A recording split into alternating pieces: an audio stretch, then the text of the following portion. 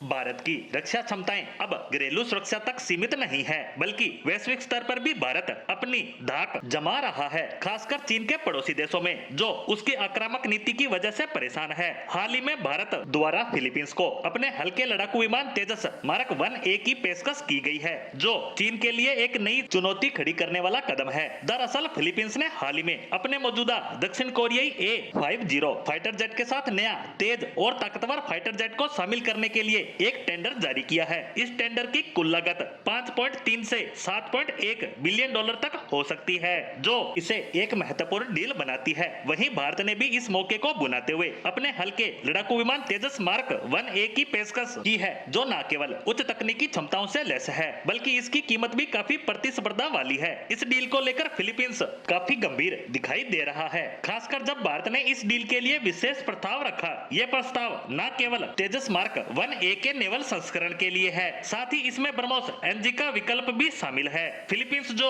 हाल ही में अपने coastal defence के लिए ब्रह्मोस एंटीशिप मिसाइल खरीद चुका है, अब एयर लॉन्च वेरिएंट पर भी विचार कर रहा है, जो 2028 तक उत्पादन के लिए तैयार होगा। फिलहाल इस टेंडर में कई बड़े नाम भी शामिल हैं, जिसमें अमेरिका का F-16, स्वीडन का ग्रिपिन, फ्रांस का राफेल और दक्षिण कोरिया का KF-2 शामिल हैं। लेकिन भारतीय तेजस के पक्ष में जो बातें जाती है, वे इसे सशक्त दावेदार बना रही है। फिलीपींस को कोई हाई फाई विमान की आवश्यकता नहीं है, उसे एक सस्ता विकल्प चाहिए और यही तेजस की सबसे बड़ी ताकत है। बता दें कि तेजस की कीमत इन सभी फाइटर जेट्स में सबसे कम है, जो फिलीपींस के लिए आर्थिक रूप से बहुत महत्वपूर्ण है। इसके अलावा भारत की ओर से 4 से 5 साल की भुगतान शर्तें भी इस डील को और ज्यादा आकर्षित बनाती है। शायद भारत ने यह संकेत दिया है कि कुछ भुगतान इस सिस्टम के तहत भी किया जा सकता है, जिसमें दोनों देशों के बीच वस्तु विनिमय की संभावना है। भारतीय सेना में भी तेजस मार्क 1A की संख्या आने वाले समय में 100 से भी ज्यादा होगी, जो इसकी विश्वसनीयता को